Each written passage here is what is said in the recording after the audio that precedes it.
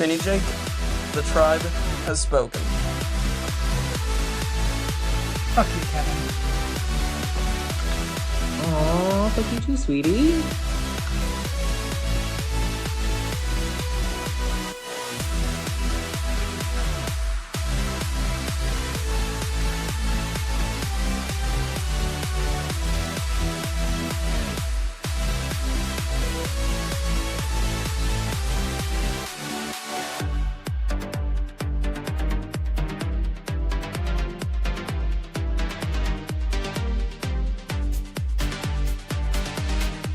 I'm JJ, one of the original Tribe of Nerds members.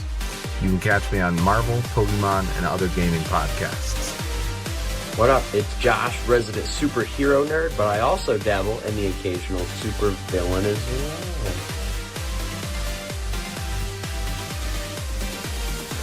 Some may know me as the Chaos Gremlin, but really I'm just Joe King. Pikachu, use Volt Tackle! Good job, Pikachu!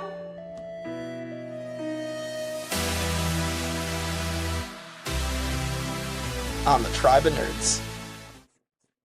Hey everybody, welcome back to the Tribe of Nerds, Survivor 1 through 50. Jonathan and I are here to talk about the last season in Volume 1, the first 10 seasons. We're here for Survivor Palau, Season 10, and this is one of the most unique storylines in Survivor history. We don't get seasons like this necessarily. I mean, we do get tribes that lose a lot, but not in the way that this happens. Yeah. So, you could say this is probably the first time in Survivor history that there was a tribe that just lost virtually almost every challenge in a season.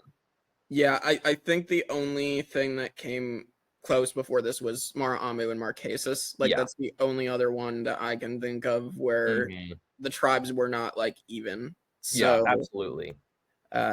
But yeah, let's get into it. Before we get into it, if people can subscribe, like, share, comment, all that good stuff helps us out, and you get all this great content.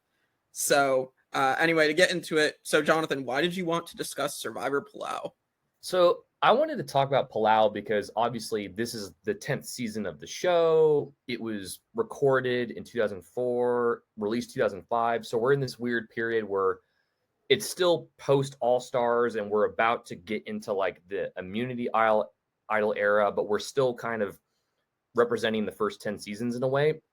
And it's not really a celebratory season because you'd think like, oh, it's the 10th season, people would make a big deal out of it. Right. But we're still in that point in Survivor where they don't think that they're going to be on the air the next season. You know, like we're not even at Survivor's peak yet. Like at this point, it's very much like we're lucky to be here presenting another season to you guys, where it's not like season 20 where it's a huge celebratory thing where they know they're gonna be on the air forever. Like they are guaranteed to be on TV. Like at this point, like Survivor is still not guaranteed to be on TV, and it's the 10th season, so it's kind of a big deal, but like kind of not. But it all in all is still a good season in this little small window of post All-Star era. Yeah, it's very, very interesting. Like obviously Yumi and Shane did the thing of like, what if All Stars was season 10 and you know, this had come before it. And so I do find that fascinating that for season 10 they didn't do like a celebration, and we are going to see this again with season 30 later on where it's not a celebration. I mean, I guess they had 31 right after, so technically they did, but just like a season later. But because all they would have to do is just change the theme and present it like it's celebratory, but instead they would just call it like it's just a normal season. Right. So but this is like, this is not, there's no like celebratory season right around here. I mean, it's like we do get, you know, Steph and Bobby John in Guatemala, and then like Malaysia comes a few years later, but like there's nothing right in this area. And it's because it also came 2 seasons after All Stars, so there's no reason for them to do another big returnee season like so quickly. So quickly. But all right, cool. I mean, I'm excited to talk about this season because I like the storylines. Steph is great. I'm excited to start her legacy going into Survivor 50. And I'm a huge Tom Westman fan. I think most people are. Yeah, most people are like, I just think like Tom, for me, he reminds me of my dad, Yeah. and like I mean, I feel like a lot of people probably do feel that way about Tom. He reminds them of their dad, but just like, I don't know, like obviously nobody can play this game with like 100% honor and integrity or whatever. Yeah. But I mean, Tom does his like best job Yeah. of that. Like it's not as squeaky clean as maybe he would say it is, but it's I mean, I'm sure we'll get into that with like his confrontation with Ian later in the season. Yeah, that's I've got a couple notes about that. Like, Yeah, we'll get to that. But I think you're right though, with Tom being like, he's kind of the first contestant that wins the show that actually sort of did play the honor, integrity, loyalty card, and almost played it perfectly. Besides a few bumps in the road here and there in the season, but I think he's the first contestant to actually play that card and win a game based off of it. Well, and there's people that will come in later seasons that try to do that, and then they kind of, because they don't own up to their game, they don't win the game. Yeah, you could say this is like maybe the last time that somebody wins the game based off of like honor and integrity. Maybe kind of, but I think this is still a big season that just, ran away with that idea that you were still in the point where you can win this game and be a good person. Kind of thing. Yeah, it's not absolutely diluted down yet to just villainous behavior is what gets you far. Yeah.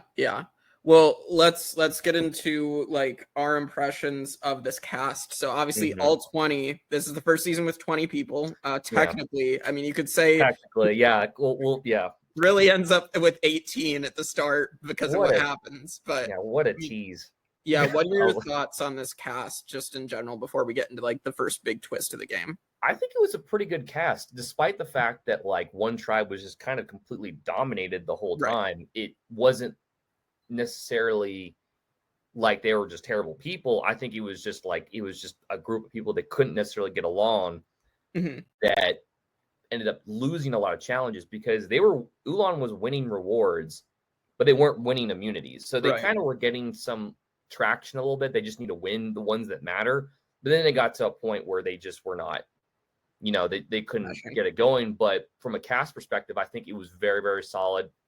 Obviously, Stephenie and Bobby John are the big standouts on Ulan, and Tom and his brigade of Korors are, very standoutish as well. But I think overall it was a really solid cast. Yeah, I would say, I mean, it's interesting as well. We're going to get to like the tribe breakdown soon after this twist. But, like Ulan's more the younger people and Koror's more the older people. And so it's interesting how that kind of shakes out. And immediately you think, okay, Ulan's going to be the one that dominates. But no, it's Koror. And that's like the fun irony of it all. In these early seasons, it's never the case. It's always like, I'm going to pick all the young people to be on my tribe to have this physical strength thing. But it like never really seems to work out.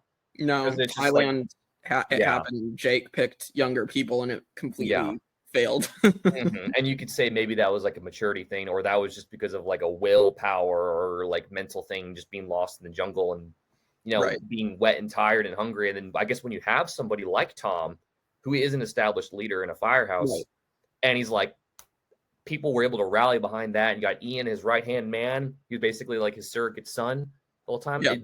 They were basically a well-organized unit on the Koror tribe. Yeah, I believe Tom has said in interviews that like they would ask like producers, like when they were running through like the rules of the challenges, they would be like, hey, what about this? Is this allowed? Or like they'd always question like what could be done, what loopholes could be found, and like what strategies they can use. And that would be how they won a lot of their challenges. So which is just strange that Ulan didn't pick up on that, but and they do reference that when they have to pick a representative to go, and it just shows the problem in the tribe where they're just very indecisive and they don't want to. And I know it's in Survivor, it's a game, and sometimes like you don't want to be seen as a leader because it puts a target on your back. But there's just some times where someone's just got to step up and like really make a decision, and then of course we'll get to that later, but that was just an example in the game where it was like, oh, Koror would eventually be more put together than Ulan. Yeah, I have thoughts on some of why Ulan sucks. I think certain tribe members stayed around a little too long. Yeah. So I will, that, yeah. So I will say though, we'll probably go into like or unless you want to go into it now, like when the season starts, they immediately jump off the boat. Like, how do you feel Yes. about that twist that Jeff sets up? Yeah, I like that. Okay, so we're seeing them go for individual immunity right away. It's a really fun twist, and this is I know Thailand they did the fake merge, and there's still two tribes living on one beach. So that's like the first like one world type of thing. This is the second time they're doing like a one world type of thing, and they're all living on one beach for like a day and a half. But it's super interesting because you don't know what's gonna happen when they're going for these immunity necklaces. You're like, oh, okay, so are they gonna have like one big giant vote to vote one person off, and like Jolanda and Ian end up getting the necklaces. Yeah, so they're safe. Well, you think, but you think they're safe, yeah. They're safe from the schoolyard pick. Yeah, and there's enough going on there. Like Tom later on says, like he's like, I think that's why him and Stephenie had some level of rapport when she would eventually merge into Koror. Is he's like, I still hold some level of trust with you since our first day. Even though we didn't get on the tribe together, we sort of linked up. And it's crazy how even before you're on a tribe and you're on a season like this, those little things can carry over days in advance down the line in the game. We're not even on a tribe together, but if we end up together down the line, I'll do what I can to help you. But if I can't kind of thing. I really find this Tom and Stephenie relationship really fascinating. I mean, one thing that I love too is you go fast forward to Heroes versus Villains and they immediately like hook up again. It's that Palau mentality or that Palau partnership that just rings true because they understand each other enough of how they think. But how did you feel? Like, what was your reaction when you saw like, okay, they spend the night together, they're on the beach, they wake up next morning to go. Jeff comes out and he says, okay, there's 20 of you, Ian, Yolanda, you're picking tribes. And it's going to be 2 tribes of 9, and 2 of you are not going to get picked, and you're going to be on the boat home. Like, I have very choice words for this situation, but I wanted to hear what you're. I don't like that they all flew out there, and poor Jonathan and Wanda get shafted immediately. Like, that would suck. I hated that, and like after rewatching that scene. It did touch me though, seeing that like after they picked their tribes and they didn't get picked, that like a lot of people kind of like cried and got emotional over that because that would have sucked. That would have like really, really sucked if like you went through the whole casting process just to be on a season. You don't know what the twist is. You get all the way out there and then Jeff's like, guess what? 2 of you are not even going to be able to play. So it's like you get chosen for the show, but you don't get really picked for it. And so it's like, I'm assuming that I think because they based their decision off like one person would pick, that person would come over, then they would pick, and it'd be like a daisy chain effect. And then it just came down to like, maybe they didn't want to pick Wanda because she was older and it was the perception of her being older maybe. And with Jonathan, I guess it was like he's maybe a physical threat and looks like he could be a problem. And so, which is kind of crazy to think if was their perception on not picking those 2 people. So I believe with Jonathan, I mean, obviously Kobe spends that entire day and a half like targeting Jonathan. Yeah. I believe Kobe has said like he thought his perception of Jonathan, from what I've heard, is that he saw Jonathan as like the people that used to bully him when he was and like Jonathan was pretty standoffish, it seemed. And even at the reunion, you have like Angie arguing with Jonathan, being like, no, you sucked. Like you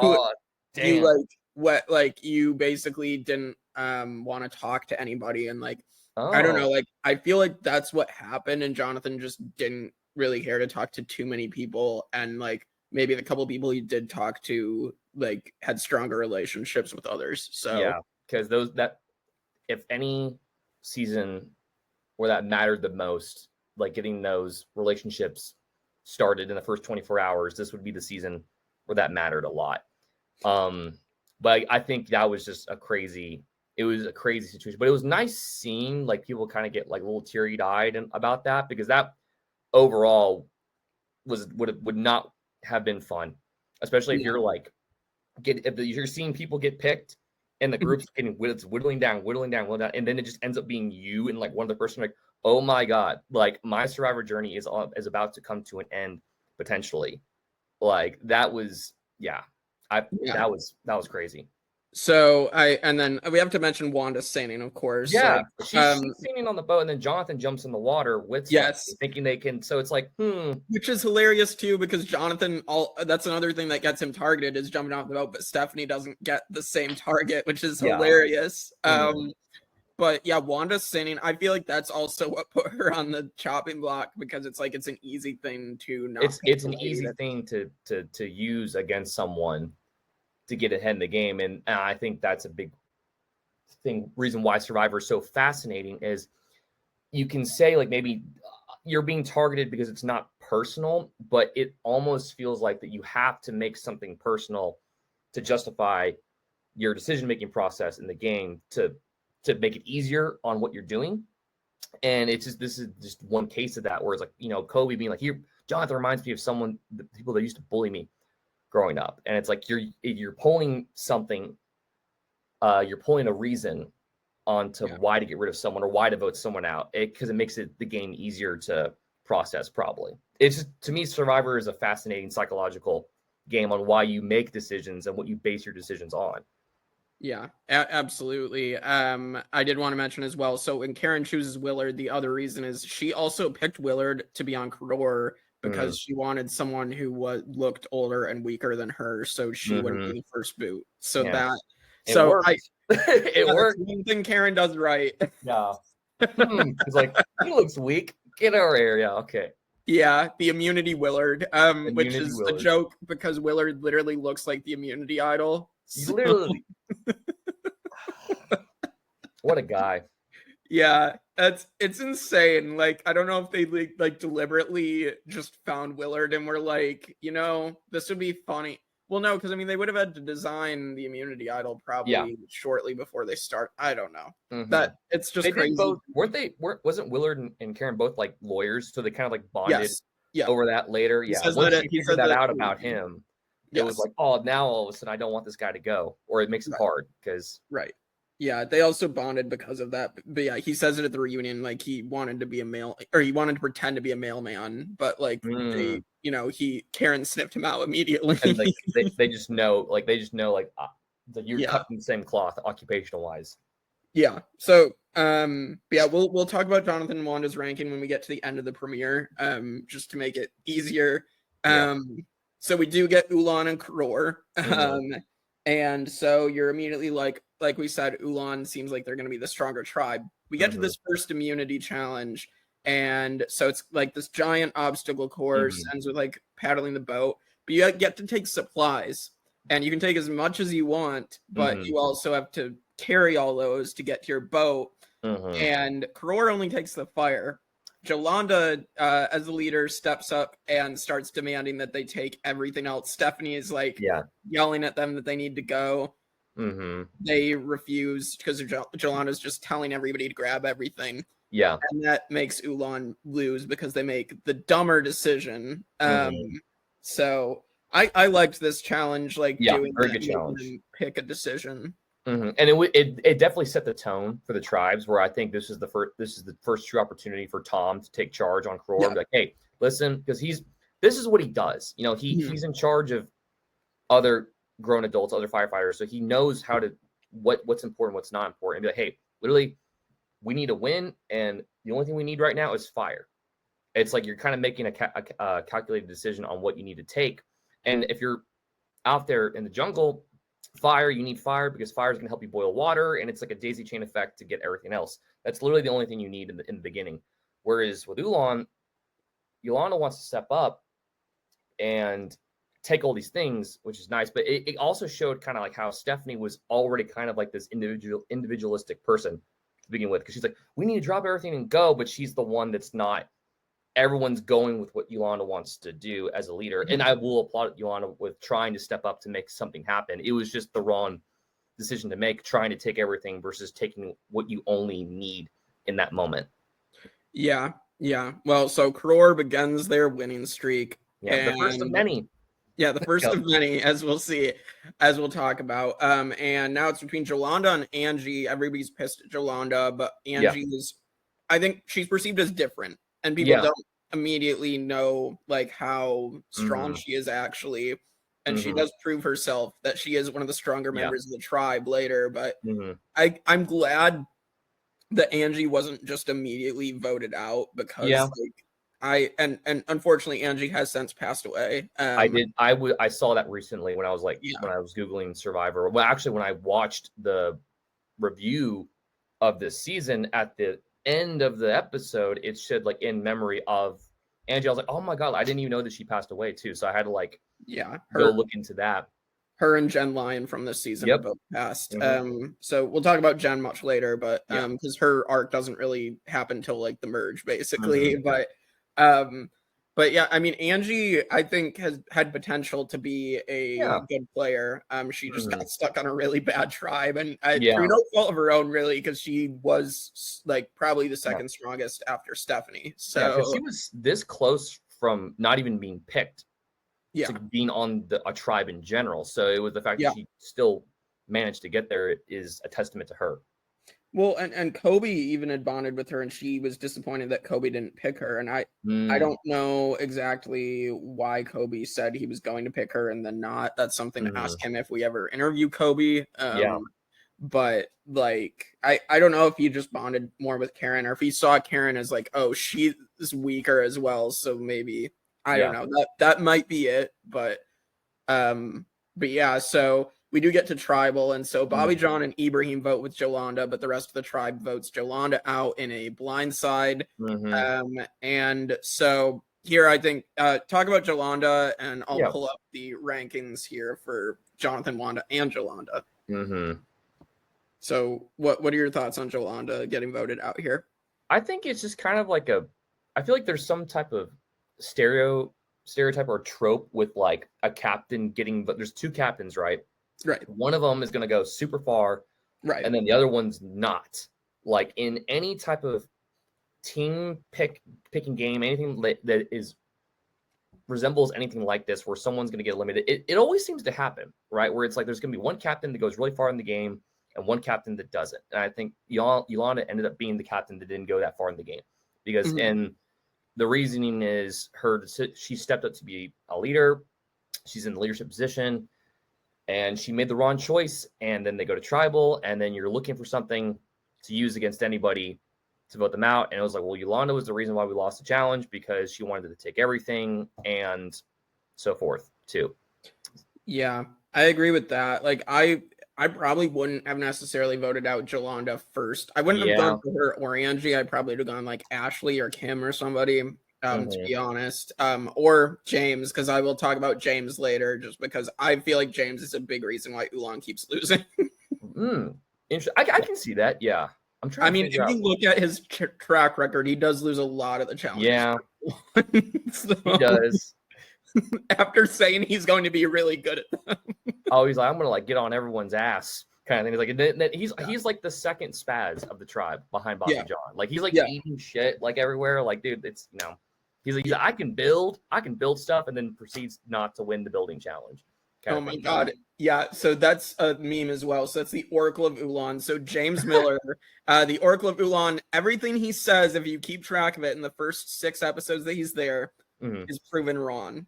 Yeah. So everything he says goes the opposite and ends up doing Ulan. So like he'll say, yeah, we got this challenge won, they lose it. We're gonna win some challenges, they won't. Like it's just very, very funny to track in the first 6 episodes. Good times.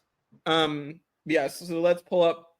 So we are gonna boot off some people off our top 10. Yeah. But our top 10 as it stands without these 3 first boots, it is Tina and All Stars, Sonia, Borneo, Deb and her rock shelter in Australia, Diane from Africa, Peter Harking as Holes from Marquesas, Pastor John Raymond from Thailand, Brooke Garati from Vanuatu, Nicole Delmont from Pearl Islands, and then last is Ryan Aiken in Amazon. Okay. So that is the 9 first boots so far. So I'll start with Jonathan because he was the first not picked, so he technically would have been last place of the season.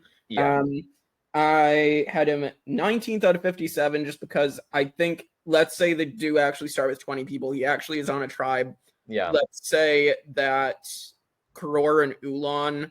So Koror gets Wanda, Ulan gets Jonathan. I do think Jonathan is, again, a little extra muscle on certain things. I mean, Ulan might still lose, but I do think, at the very least, I think, again, Jolanda is going to piss more people off initially on that tribe, and there's some other weaker links. So Jonathan honestly could have gone a little bit further. I don't like. I honestly think he makes it through probably the first 3 or 4 votes on that tribe. And so that's why I had him as high as I did. But like, I'm going on potential. I mean, if I was going on characters, which I probably should have done instead, then he would not be as high. But yeah, like I based my decision. It's kind of weird because this season has like technically like 3 first boots. Yeah. So I ended up ranking on my list. I based my decision off of like what actually happened. It's actually in the books. Like, this was the real results. I didn't take anything into account with like fictional world or whatever. It was just what actually happened. And unfortunately, I put Jonathan and Wanda at the very like last 2 spots of the entire Survivor list because they didn't even make the show. They didn't play. Like, and I mean, that's not like a knock towards them, but it was just like, to me, it was they didn't even not getting picked to even be there was like a stab in itself. And so I can understand that people were like, oh, like they had potential to do this or do that. But I went straight off of they literally didn't make the show. Right. And so if we're talking about first boots, I'm like, and every other first boot after them actually made the show and ended up being the legitimate first boot of that season. And then we have 2 contestants that are in this weird gray limbo area. I feel like I would rather make a show and be the first boot legitimately than get asked to go all the way out there and not even get picked and then get sent packing to Ponderosa. Right. So I had Wanda for her ranking. I gave her 31 out of 57 just because she is a character. But like, I will admit, I don't think Wanda had any potential. I think her age was working against her, but also the fact I just don't see the lady that is sitting on the boat and annoying people. I just unfortunately don't see her going that far. I found it entertaining as a character, but that boat ride, out there, as Willard said, I want to knock her off with the like immediately. Okay, like getting into that, and I'm like, So her singing didn't save her in that situation. Unfortunately not, and she got it removed from Paramount Plus because they removed Wanda's singing. From like you watched the first episode. Copyright. So, which is dumb. So basically, when you watch the premiere of Palau on Paramount Plus, you're literally not knowing who the heck Wanda is. So I gotta buy the DVD version, is what you're saying? Yes. I gotta go to McKay's and find it in like the used DVD box area and go and then go bring it back here and plug it into like my PS4 or PS5 and see what happens. Yep, that's exactly what you have to do. Mm-hmm. Where do you put Yolanda? And then Jolanda, I put her 49 and 57 just because she is strong, which is good, but like I feel like every time she's going to be the leader that tries to tell everybody what they need to do. And I just feel like she's always going to be set up to be an early boot. Like, I don't ever see her making merge or that far, to be honest, just because I think people are going to get tired of it pretty instantly. Yeah. At the time, I think I put her at like, I kind of put her high. Like, I kind of put her in like my top 25. Mm-hmm. I put her like at like 22, just because for the fact that I think like she would have like, in any other situation where she like maybe like wasn't the leader or she was muscle, like she did have that will to like go forward in challenges and try. And I feel like in any other circumstance, she probably would have done fine if like not like thrusted into a position to be an aggressive leader. Yeah. Maybe she could have done better, but I don't know that I see it. But where they stand on the master list. So Wanda, actually, I think because she's crazy entertaining singing lady, she ended up at number 3 under Sonia and Tina. Wow. See, she's got potential. So Wanda sang her way. Here, I also think Rob Sisterdino's has like the wand off, like Josh Wiggler. I don't know if you ever heard them do like the wand off, like they sing like Wanda. It came from their evolution of strategy. Oh, okay. Where Josh Wiggler does, he did a bunch of impressions on that, like because it was the first 30 seasons, pretty much what we're doing, but for season 30. And Josh Wiggler would always do an impression like of someone on the season, and he did it for Wanda on Palau, and then it just stuck. So, but yeah, so she is high. Jonathan Libby ended up at number 9, above Nicole Delma and below Brooke. So I feel like that's a fine placement. And then Jolanda, so her and Ryan got booted off the top 10. She is above Ryan, but so Ryan isn't last, but we're kicking them off the top 10. So okay, the first contestants kicked off the list. Yes, the first contestants kicked off the list. So Nicole is now in limbo from Pearl Islands. So yeah, should be interesting to see where things. I'm not shocked to see Wanda as high as she is, just because people love her as a character. So yeah.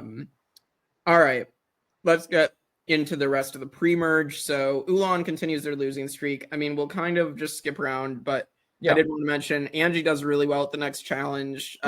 This next reward challenge is pretty funny. You have James starting to do really bad in the challenges where he like tries to leap from like platform to platform and just like like breaks his ankles. Like but he ends up being like super durable, so he's like he can get thrown around everywhere, and he's like somehow totally fine. It is really funny to watch him like get thrown into stuff and whatnot. And then Bobby John has a couple moments. One where he like falls off like the barrels. Yeah, and like tries to climb back on. Like he's just like going crazy. Like it's just like they literally said later on when they would do like either the SOS challenge or it's the shelter building challenge. I think it was the SOS challenge where they're Ulan's like losing. They're losing everything. They're not getting any traction. Yeah, Koror's winning everything. And Bobby John's like a hard worker, and he works really hard, almost like too hard. And he makes a good comment where he was like, I feel like he says something like, I feel like, we worked hard and they worked smarter knowing them. Yes. Like it's at that point in the season, it's like they're working hard, but they're not showing anything for it. Whereas Koror is working smarter and they're winning everything.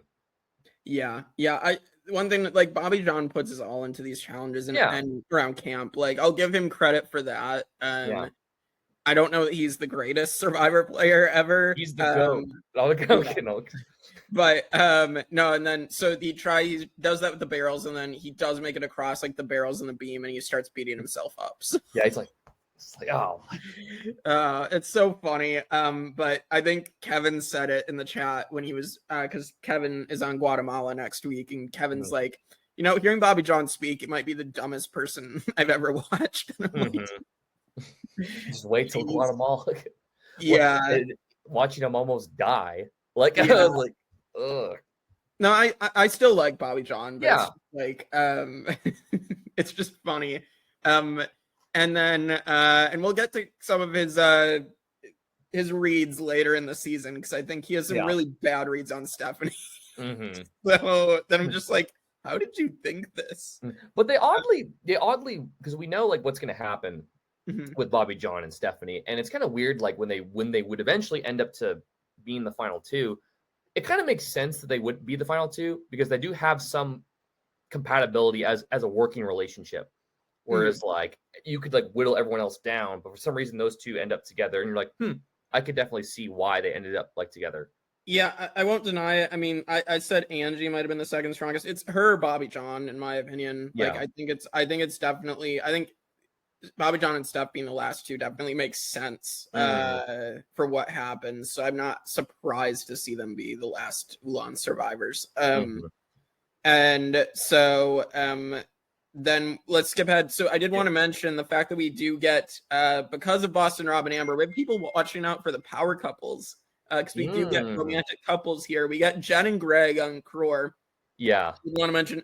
I like Greg. I think Greg has a lot of potential as a player. Like I thought he was a really good strategist, and he just I think he lost a lot of traction because Koror didn't go to any tribals. Yeah. And that just gave enough time for Tom and Ian to eventually plot his demise. And cement their alliance and plan ahead. Because this is also, ever since All Stars, and ever since the Boston Rob and Amber love story, that's like, I feel like that's the only time in Survivor history where that type of romantic relationship worked as a strategy, because it had never been done before. And then ever since then, people, like, you see it as early as Palau, where they're like, oh, they're a couple, we gotta get them out. Like, we can't like let anything slide with that strategy anymore. Right. So Jeff and Kim as well. So that was the other point I was going to make, because they start being seen as a power couple. You have people, as you said, clocking Jeff and Kim as well on Ulan. Like Stephenie, I think, is like, yeah, we can't work with these two. Yeah, it's basically a death sentence if you get labeled as a couple. Like, it's just and that's the standard that Boston Rob and Amber left in Survivor, is like, just, you know, it's kind of like, fool me once, shame on you, fool me twice. You know, it's like, nope, never. Everyone's like, no, we are not letting a power couple run the show. Doesn't even matter if they're just cuddling together. Yeah. So then Jeff does get injured, rolls his ankle on a coconut boy, as he gets called. Yeah, I mean, this is another turning point. I do think Ulan has a chance at like the hot pursuit challenge that they end up losing because Jeff has to bow out, and the sumo at sea. I think both of those, they do stand somewhat of a chance with Jeff there, because we do see the one where they're pulling the inner tube in the water and Jeff does beat Tom. Yeah. And so with Jeff there, if he hadn't gotten injured, Ulan might have actually won some immunity challenges. But things do not work in their favor. Jeff getting injured and then asking to leave, which is wild. For some reason, I thought I'd heard something, and something to discuss in Micronesia. I think I heard something that he was in the running to get brought back for Micronesia, which is very, very odd. I don't know how accurate that is, but I've heard something there. I don't think I call bullshit on that one. Like, I mean, you're telling me, like, out of like 16 seasons at that point, that like, we're gonna bring Jeff from Palau back, we're gonna bring Coconut Boy back. It's like, no, I don't think, no. Nobody asked for that. Nobody asked for Coconut Boy. All right. Yeah. So, and I think that highlights Ulan's problem, is like, so he rolls his ankle, right, and then he's already telling them to vote me out. You guys are better off without me. And that's just another example of what I think what the problem was with Ulan. Was you have people that are like, vote me out, I'm not going to be able to help you guys. People who don't want to work around camp, people who can't even make a decision on who to send as a representative. It's the indecisive nature of that tribe that I think is what killed them a lot. Like, and Stephenie was the only one who I think there's a reason why she ended up being the last one, is because I think she was the only one who she says it later on, where she said that when she starts getting viewed as a threat, she's like, I guess I showed too much will and too much heart. Yeah. And I think that's why she was the strongest person on Ulan, was she literally had the strongest will and strongest heart out of all of them. And absolutely. Yeah, I agree. It's interesting to track as well. Like, I mean, Stephenie does make some interesting decisions, as we'll get to, that are very wild decisions that could have absolutely screwed her up, and somehow she still is able to weasel her way out. So we do get some other stuff. We do get some funny James content. He gets elected like the leader to build the shelter. My stuff. And he completely fails that challenge after saying he can build them a really good shelter. He knows all the tools. Nope. Not at all. He sucked at that. And the sumo at sea, he thinks he can beat Kobe, and Kobe just destroys him twice. Yeah, that was kind of hilarious. I remember they just like it. He's very meme worthy. I'll give James that much. I think his shelter could be compared on par with Rupert's sandpit from All Stars. I feel like him and Rupert would get along well. It's so true, though. Yeah, it is true, though. I think they would really get along, though. Like, oh my God. Yeah, we need to rank horrible Survivor shelters. Jeez. I don't know. I feel like Rupert's is pretty bad. Like, I don't think I don't think the shelter itself that Ulan builds is like particularly terrible. Yeah. But like it's just not as good as Koror's because Koror knows how to work together Exactly. better. So but yes, so we are gonna get to an interesting point in the game. We get to the double boot round. And so Koror does win the reward. They get to eat beef stew and watch Ulan's tribal. So they vote out Willard. They're like, yeah, we get to Ulan's tribal, and people are pissed at Ibrahim because he kept not getting a bottle from underwater. And so everybody seems like they're going to vote Ibrahim out. Well, there's a twist. Koror gets to give individual immunity to someone on Ulan, so they vote, and Ibrahim gets immunity. Lame. What are your thoughts on this? I thought it was lame. I thought it was stupid. Well, my first thought is like when they did the double elimination in general, do you think that was like planned the whole time? Or do you think that was like, dude, Ulan's like sucking and Koror needs to go to tribal council? Do you think that was planned in advance? Or do you think that was like an on the site, on the day decision that they were like, no, Koror, we're going to make it a double. Koror needs to go. It might have been an on-site decision because, like, we know I feel like they were going to swap tribes on this season, and then they said, "Oh, Ulan keeps losing. Let's just let them whittle themselves down and just see what happens." Like, there's so much stuff that happens this season where you're like, okay, like they're gonna merge at some point, right? And then it doesn't happen, and you're like, okay, like they're gonna switch tribes at some point, right? Doesn't happen, and then like it keeps going. But we'll get to that. But like the double elimination was just another checkpoint where we're like, wow, like they're really letting them like whittle themselves down. But like, Koror, you guys got to go because we can't let you win by all the time. And of course, they go, and then Willard ends up being, Willard, and like, and Willard just ends up being Willard, and then just like but then they give him his edit where he's like not tending the fire, and then like we actually have to see Koror start making alliances or confirm things. And I think was this when Greg went up to Kobe and was like, hey, that was what I was going to bring up.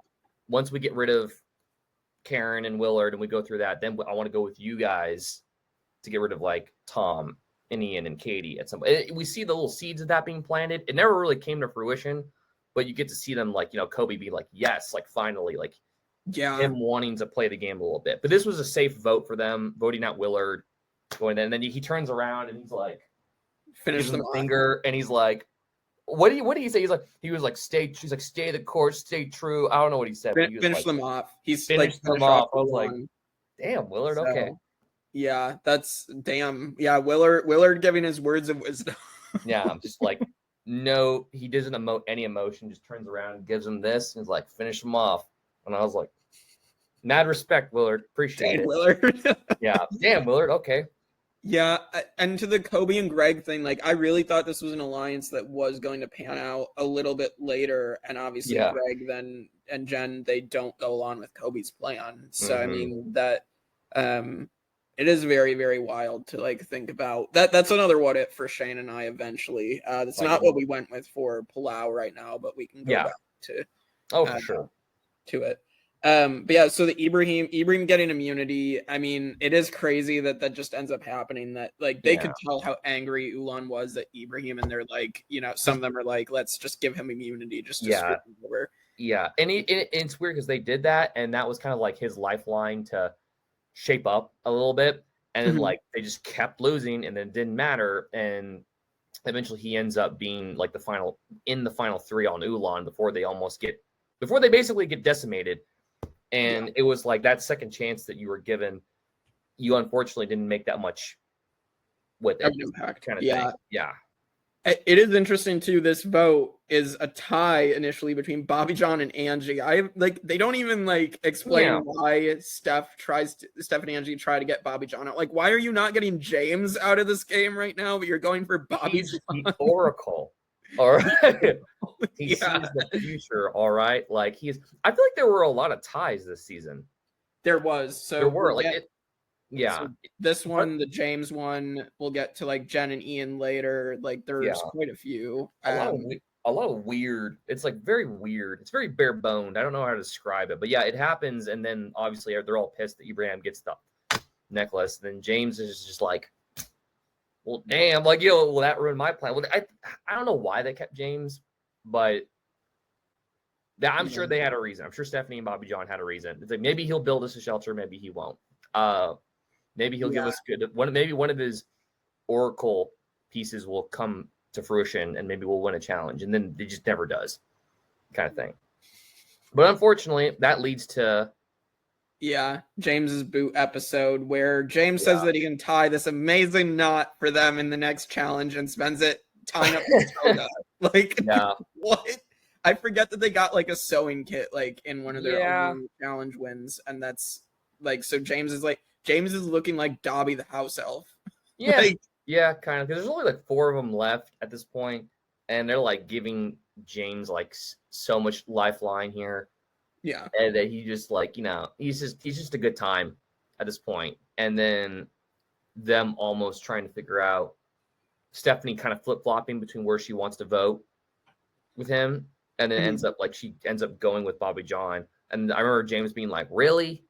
And then like gets up and leaves. And so I was like, well, they keep cutting off limbs, and they keep cutting off every finger and toe possible, thinking that it's going to like help the tribe. And they're not really a tribe at this point. It's just like 3 people on a sinking ship. So, and this is the point in the game where you're like, what is happening? Why is there not a merge? Like, are they just, is one tribe like not even going to make the merge? It was just a crazy thing to watch. Like, they're like, I don't think this ever happened ever again in Survivor. It was like one tribe lost this much and literally went down to like one person. It's never happened. It's come close with Matt Sane in Philippines, and then Ua and 418. So you had Ricard and Shan. Like, those are the closest ones we've had. Yeah, this one was like just odd to watch, like a whole tribe go virtually almost to complete extinction. Yeah, but this is also worse because of the fact they started with 9 people. Matt Sane only started with 6. So yeah, that's not good. Like, this is worse than that, because like there were less opportunities for Ulan, Matt Sane. So I remember having to take a break from this season, because it was just the bulk of this season is this extinction run with Ulong. Yeah, and I remember having to like stop like at the beginning of the merge and I was like, woo! I was like, that was like, I need to take a break, because there's no way I could just like keep trucking through this season after what I just witnessed. Not that it was bad, it was just like exhausting seeing the same kind of situation play out for Ulan until we get to the end. But it did, before we got to the merge, it did end with a very interesting event, the first of many that I know we'll get into, the fire making challenge between Bobby John and Stephenie. Yeah, so I did also want to mention, so with that, so Stephenie has voted for Bobby John twice. Yeah. Bobby John believes that Stephenie is completely telling him the truth, that she never voted for him. I'm just not sure how Bobby John came to this conclusion that Stephenie has never voted for him, because I don't understand how he's doing the math in his head of but they don't voted for him. But for some reason though, it worked. Like, he didn't need to, like, they still ended up together. So there was just something about their relationship dynamic that even though she has voted for him, that they were still, I don't know, they just seemed like they would be the final 2 left on Ulan. Like, they had some type of working relationship that just seemed like, I'll scratch your back, you scratch mine kind of thing. Which, and it did help them get chosen to come back for Guatemala for what it's worth. But it was just very interesting to see that I could see them be ending up together on a tribe. It just made sense when I watched it happen. Yeah, I don't think they particularly gel personality-wise, but they make it work anyway. I mean, we're gonna see like Stephenie's grossed up by Bobby John's snot rockets. Yeah, he's just like a disgusting, and he's just like burping all the time and stuff. And he's a like caveman. He's like a caveman. Like, he's spazzing out. Like, him eating the Baloo thing, like that was my god, that's so the one food that I would like not eat, is like just deformed like egg, duck fetus, is like, that's the one thing I could not like. And Tom's just like a champ, like, it was so gross, because like Bobby John's like literally stuffing his face full, like, and then he's like, Jeff, look, And his mouth is full of blue. It's like, bro, what? Yeah. And meanwhile, Like- Tom's taking like the mouthwash and going. Yeah, that was They have a regular paradise at Koror at this point. Yeah. But yeah, so they do lose yet again. Kobe and Greg are able to beat Bobby John and Steph. Yeah. And so we're gonna get to this tribal. It's gonna be a fire making competition. So supposedly the rumor is that Bobby John actually initially beat Stephenie, but she complained that her wood was too wet, and so they reshot it, and that's when she beat him. That is a rumor. I don't know if that's 100% true. I mean, it is interesting because Bobby John's supposed to be the guy that knows how to make fire and all this stuff. He literally teaches Stephenie, and she beats him. I don't know. I just think like I guess that's more like okay, Stephenie just edged out Bobby John, and she. Yeah. Quickly. I don't know. Like, I don't necessarily believe like, oh, okay, like they had to reshoot this challenge because Stephenie complained. Like, I don't think someone's able to just complain like that you know they lost. Like, I feel like that. Oh yeah, like if they're like, no, I don't know, like because especially if he actually did win it, and then it was like Bobby John wins, Stephenie, you're gone. It's like, but Jeff, my wood was wet. Then he would be like, I don't give a fuck. Like, you know, like, Jeff, like, no, I actually think, and we've seen it in Survivor, like with these fire making challenges, that like people sometimes have bad days with making fire. We've seen it happen. And I think that's the thrill of a fire making challenge is sometimes it is a dominant win. And other times it's like a huge twist, like the person that you wouldn't expect to get a flame going that high ends up winning. And I think this was just a case of I think Stephenie actually did legitimately beat him at that one point in time in the first ever fire making challenge. Yeah, first ever. That is insane to me that it I forgot all about it. Yeah, I definitely thought that this even happened before season 10, but it did not. So and this marks the whole. It doesn't happen once; it happens twice this season too. Yeah, so twice. It doesn't even, and I think that becomes the new get rid of the purple rock thing. Like that's gone. If it's a tie, they're gonna go make fire. Kind of thing. Yeah. At least final four, and like in this situation, like specific situation. But yeah, so Bobby John is out. Shane and I did our what if Bobby John also made merge? What if they actually merged at 10? But like, I don't know. I think it could have been interesting. Like I said, I don't think Bobby John and Steph, like if they merge, I could see them maybe working together for a vote or two, but I think Steph is throwing Bobby John under the bus, to be honest. Absolutely.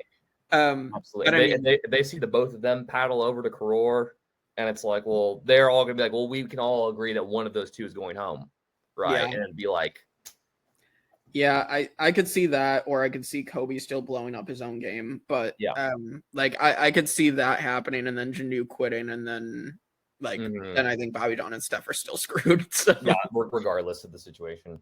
But yeah, so we're gonna see Bobby John back next week with Guatemala. So we'll talk about his spazzy nature more, and why him and Stephenie apparently don't get along, because we're gonna see next season that Bobby John wants to vomit every time he sees Stephenie's face. That's awesome. I love that. Which is weird, but you know, they're just disgusted by each other for whatever reason. I mean, for Stephenie's case, I can understand, because someone showing a mouth full of blue and shooting snot rockets is kind of disgusting. They're kind of like the odd like brother and sister. They're always kind of like arguing with each other. That's the kind of vibe that I got from them. And I think the fan base really liked that. And I think that was a big reason why they both got asked to come back. For Guatemala, was just the fact that they were the final two in their tribe of this season. And there was just something compelling about them where it was like, they're just the brother and sister that argue all the time. And we want to see more. We want to see more of that too. Yeah, I can see that for sure. And so, and that they are like two completely different people from different walks of life, and they're the two that survive all the way through. This point. All right, well, let's get to our merge. This is, we can't rank a merge tribe name because this is the only season where there isn't an actual merge. And because there is no official merge, and it's now just Koror, where do you rank Koror on the merge tribe scale?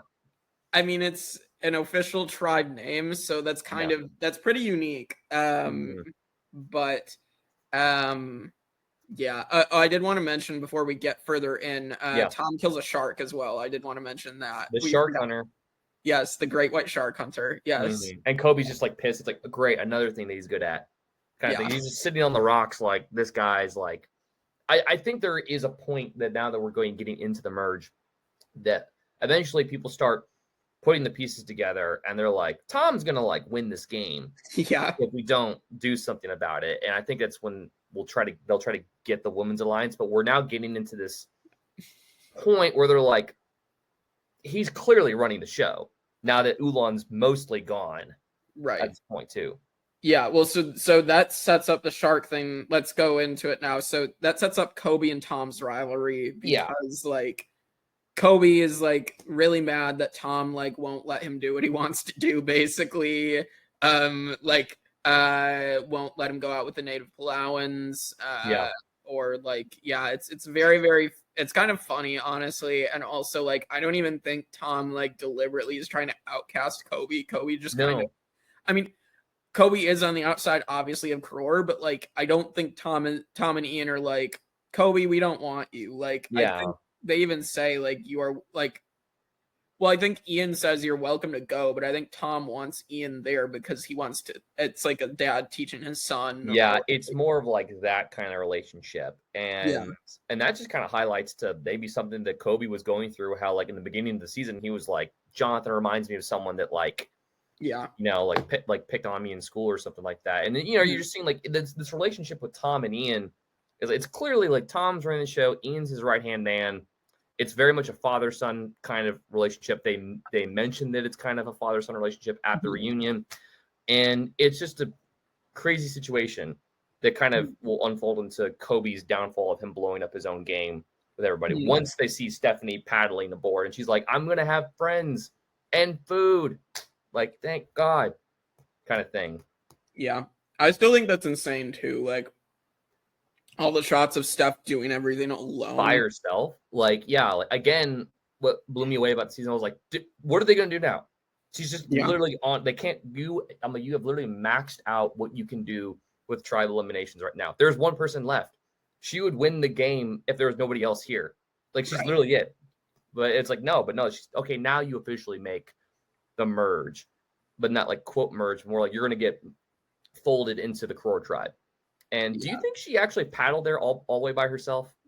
I think there's no way. There's no way. No, I don't think so. I think there's been like, I know later seasons at least, like they either took boats or like took trucks to tribals and stuff. Yeah. I think that's always been a thing. Like the shots of people paddling to tribals in these old school seasons and like I think that's all staged. I'm like, yeah, it's like they'll let her sail out a little ways and then like a speedboat will come by, pick her up. They'll tow the actual canoe over there and then they'll just let her paddle the rest of the way. Well, and like there's scenes of literally her and Bobby John struggling to push the canoe in the water. Like there's no way Steph is doing that by herself. Yeah. Mm-hmm. So we do get our Steph coming into camp, and so Kobe is going to immediately try to pull Steph aside and be like, I got to her first, ladies. And so like starts basically telling her everything that happened with Koror. I think this is another reason why Greg doesn't go through with it, is because Kobe literally airs all the dirty laundry. So like, not much you can do with that. Like you kind of just have to go against that at that point because all the information's out in the open now.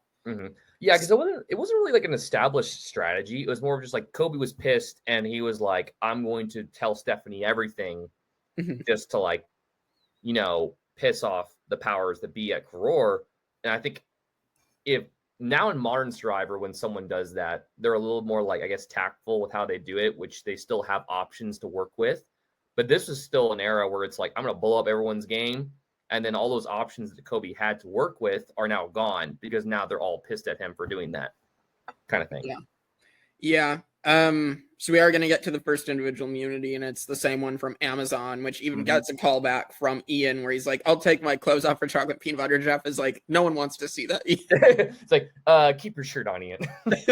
Nobody wants to see that. But Yeah, Kobe jumps off for donuts. Stephenie jumps off for pizza, which we know from Heroes versus Villains later on. She loves pizza. Mm-hmm. She Gigi's loves pizza. pizza. So basically Tom stays up there, and now we're gonna head right to tribal. And this is again, we should mention Janu has been wanting to quit forever. Yes. It seems like she thinks it's going to be her voted out that night. And so, but that is Ron, and Kobe is the first member of the jury, the merge boot, if you will. And listen, I think Kobe was entertaining. I think Kobe, I think he was probably in contention for Micronesia when they originally had it as an All-Stars too. I think he said that, and I could totally see that happening, and it just never panned out for Kobe. Yeah. So just another what if, and it was kind of weird because they just kind of viewed like, Janu wants to quit, but Kobe was just viewed as an instigator and kind of like he's stirring the pot. He needs to go. He needs to get out of here, kind of thing. And this would just kind of lead into the Janu's whole story arc where she's complaining a lot and she's kind of having a little bit of a breakdown. But I will give her that, like, despite that, like, she was still showing up for challenges, and she was winning challenges with her team. It wasn't like she was a complete, ball and chain. It was just her kind of being like a little bit of an emotional wreck back at camp kind of thing. Yep. Arguing with Katie, which we should mention all the people that argue with Katie. We have Karen earlier in the season being an actual Karen and yelling at Katie, which is hilarious. Yeah. And then Janu yelling at Katie, and Katie just makes fun of both of them. Yeah, just like there's just not being able to get along on that tribe. Yeah, but we are gonna get to the last gasp challenge, the first time it's used. I made a comment on that. I was like, wasn't it Thailand that it was used? But it wasn't used until Thailand had like the snorkels. Yeah, snorkels. But this is the first full on official with the bars. Yeah. So I guess technically Thailand is like the basic concept of it, but this is can't believe we talk about Thailand in this episode. Like we mentioned it a lot. It's the greatest season of all time. Hear me out. No, kidding. No. All right. All right. So Tom wins again. And this twist, there's this twist also that the first person out of the challenge goes to Exile Island. The first time this is used. Season of air quotes, right? Yes. There's 20 contestants. There's Exile Island. There's a merge, right? Like there's just like a lot of air quotes. Air quotes. So Janu drops out and has this big story arc moment of her by herself on Exile, and she has this like epiphany of like, I am awesome, and like I don't know, she's making fire by herself. I mean, good for her, but it's pretty crazy for her to have this moment and then still quit the game. Yeah, I felt as a person, I felt happy for her that she was able to kind of like, find that inner peace a little bit. And I didn't necessarily like her at the time, but then my rewatch, I kind of liked her a little bit. I liked her a little bit more to an extent. Obviously, if we're going into the tribal council now, and then we get to Stephenie's whole moment where they're going to target Stephenie, they're going to vote her out. There's nothing she can do, and she breaks down, she cries, and this is where she says that she felt like she showed too much will and too much heart. And I'm like, that was the moment that I think that's why she was chosen to be a hero, and that's why she has that fight in her. And then even though Janu did quit, it was kind of like the fact that she did it to keep Stephenie in the game kind of thing. It was like, it was a very unusual quit. I think it was very much like, it wasn't like, I don't want to be here anymore. Like, it was like, Janu was like, I got what I wanted. I don't want Stephenie's in distraught. I know people have their opinions about me. I want her to stay. I'm going to lay down my torch for her kind of thing. And then it was like, okay, like, I mean, it's like, I know Jeff doesn't like quitters. And even when Janu goes up there and like gives Heather a torch and Jeff's like trap soak, she's like, thank you, Jeff, kind of thing. And it's kind of like a very, I don't know how to describe it, but he does put her torch down on the ground though. I know he does not give a crap about that. But to me, having a rewatch of that, it was a good moment to show Stephenie as a person and like what she cared about, like that it showed her main themes, like why she is a heroic character, why she became so popular. And for Janu, it was a moment where I was happy that she got what she wanted out of that season, even though she did quit, but it was like a moment of like, I'm good. I'll lay down my torch. I don't care as long as she stays, because I know she's in distraught right now, kind of thing. And I can't fault her for that. You know, I mean, say what you will about quitters. I just feel like this was a weird gray area with someone quitting in Survivor, kind of thing. Yeah, and listen, if someone is struggling mentally with their mental health, like the worst thing you can do is stay in. I mean, we're gonna talk about Kathy in Micronesia, where she quits because her mental health is bad. So like, I'm not gonna fault someone for having a really shitty time with their mental health. And I don't know, like I feel like Jeff was definitely not as harsh on Janu as he was on Austin. Yeah, because at this point, Janu is the second person that's ever quit. Yeah. So it's this. Well, more Sue and Jenna Maraska, but I forget. Yeah. So he's the fourth quitter, but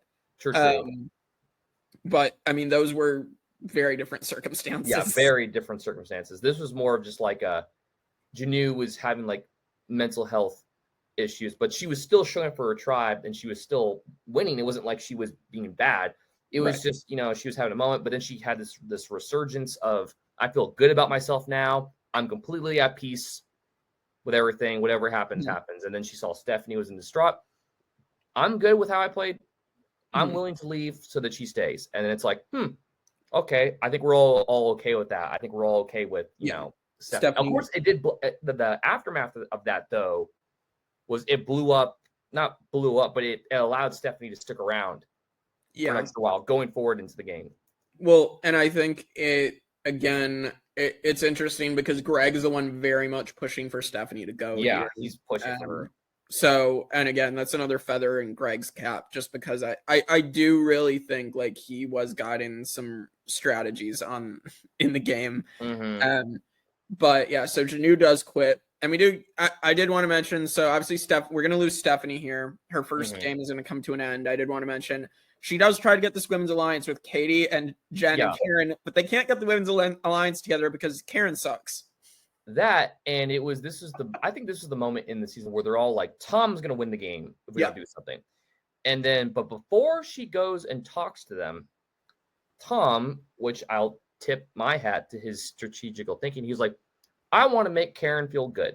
I'm going to go make her feel like we're in a friendship relationship kind of thing. I want to make her feel like that she can come talk to me. And the fact that he's able to beat Stephenie to the punch about starting the women's alliance. And so Karen already feels good with Tom, and that leads to Karen going back and telling Tom, who tells Ian, who tells Katie, who starts the whole, that the women's alliance is no more at that point. It's such a good move on Tom. Like, Tom deserves so much more credit for this. Yeah. He's won the first two individual immunities. He's been dominant through the entire pre-merge. Yeah. And the fact that he's able to get Karen to, like, want to work with him and, like, blow up all this information, and then it's just going to blow up any thought of taking Tom out at one of the 3 times the whole game he's vulnerable. Like, I don't, like, if Tom was only an immunity challenge beast, like, that's one thing, but he had such good strategy as well. And like, Tom is an underrated like strategist and social player. Like, I really think he's one of the best players to ever play this game. Yeah, and he's a quick study too, so he's kind of managed to stay like in this leadership position, be a physical challenge threat, and just be a threat as a leader kind of thing. A successful leader with his right hand man, with Ian. And then kind of like he established a very successful chain of command in the game, which allowed him to make so many steps forward. And he's like, I want Karen to come in here because she's on the outs, and I just want her to make her feel comfortable. And then because he was one step ahead, that allowed Karen to be like, I'm more willing to go with Tom than the girls, and this would ultimately lead to Stephenie's demise in the game. Stephenie 1.0, like, I do think like she was always going to come off as a threat later on, but I mean, she was just given such a bad deal with her tribe, with Ulan just sucking so badly. And like, this is where her perception was created in Survivor. Was like, she was good enough to make the merge. She was literally the sole survivor on her tribe, and then that allowed people to look at her like, well, she's obviously this big badass physical threat because she literally outlasted every single other person. She took down Bobby John. Who knows what happened over there? Because they don't know what happened. All they know is that she beat him and she ended up over there. Right. And then just like, you know, she was able to survive a couple votes, but then it would just kind of came down to like, nah, like she's a very big physical threat. The guys are scared of her. She's got to go, kind of thing. Yeah, I don't think with her storyline there was no way anybody was letting her sniff the end. Like, no, not at all though. But it did. But this was, I think, overall though, for her character, this was a good launching point for her in the Survivor world. Oh, absolutely, and I'm excited to kind of track her legacy next week, and then we'll kind of finish and talk about her legacy going into 50 when we get to Heroes versus Villains. And I'm excited to see her play on 50. I'm excited to see her come back for that and maybe do a little redemption after Heroes versus Villains. Yeah, we'll get there and we'll talk about her demise going into that, but eventually. All right, let's talk about the Greg blindside, which is probably the best move of the whole game. Yeah. And so it kicks off. Yeah, it kicks off with this reward challenge, and it's like the coconut shop pecking order, and Greg basically takes Jen and Katie and leaves Tom and Ian and Karen back at camp, and he's this leads to like a really good saying from Tom. He's like, "What? I have it on my notes. I have it. I literally put it in here." Or he was like, he's like, "Don't worry, I'll pay you guys back." And he's like, "Oh no, we'll pay you back." And it was like, that's it. Like he was, because Greg had a good. We're at the final 6 here, and so Greg had a good hand on the pulse of the game up to this point, and he could have been the second person to successfully pull off the couple strategy if he didn't openly take her and Katie to, you know, the reward, which you're leaving Tom, his right-hand man Ian, and Karen, who's, you know, pissed at the whole situation of being on the bottom. And then it was just like, I think he knew in that moment that he messed up, kind of thing. Yeah, I probably would have at least maybe taken Katie and Ian, but he was never going to leave Jen back at camp. So yeah, I don't know, like it's pretty crazy. Like Greg went from in one of the best positions to this entire episode is just his downfall. It all in like within the span of like 40 minutes of an episode runtime kind of thing. Yeah. In the span of 3 days and their time, but 3 days their time. But yes, so then we do get to like this plan being made back at camp. Tom and Ian are like, Karen, you got to act your ass off. You got to have like this Oscar performance. And Karen's yeah, I'm a really good actress. I'm really good. Yeah, I was like, okay. She does. This is the second good thing Karen does all season. Yes. Really does act her ass off. So give her credit a little. Yeah, we give her credit a little. Yeah, give her a little credit. She does very well here. And then, Tom and Ian are like, okay, let's get rid of Greg. Let's hope he doesn't win immunity. Yeah. And then we will strong arm Katie, like right before tribal. Yeah. Ian, just so we can get the 4th vote. Yeah, Ian will do that. Ian playing up with his friendship with Katie into that, which I'll talk about. I think it's after that arc gets viewed a little bit more after Greg gets voted out, which I have plenty of words to say about that. Yeah, it's very, very interesting. So we do get to tribal, and we have Greg getting blindsided and taking it pretty well at the moment. At the moment. You took it pretty well. Took it like a champ. Yeah. And at that point, though, I think it's after Greg officially leaves, then I think this is when all the dirty laundry starts getting aired more between Tom and Ian. And it's like, because it's just Tom, Ian, Katie, Jen, and Karen at this point. And then there's just so many fractures that happen at the final 5 where, you know, Ian and Katie's relationship gets, you know, highlighted and it gets broken up a little bit. And then Karen's is officially done with Tom. And she's like, these two are running the game. And then it's like a lot of stuff finally comes out in the open once they get down to the final 5.